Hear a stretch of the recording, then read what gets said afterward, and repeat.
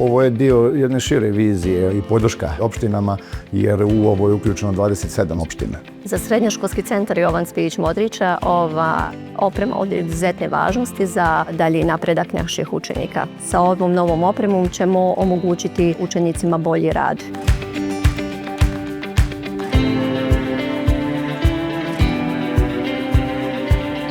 Nakon dolaska nove IT opreme promijenit će se kao prvo i osnovno operativni sistem, a samim tim možemo da koristimo i modernije antivirusne programe, modernije softvere za izvođenje nastave, obradu fotografije, videa. Učenici reaguju jako pozitivno jer su srećni što će imati mogućnosti da rade u svojoj oblasti IT-a i naravno da sve te zadatke obavljaju na dosta brži način i moderniji način koji je danas nekako u opticaju u IT svijetu. Budući časovi će definitivno izgledati bolje i rad će biti jednostavniji i lakši. Računari imaju dosta jače performanse i lakše nam je raditi na njima.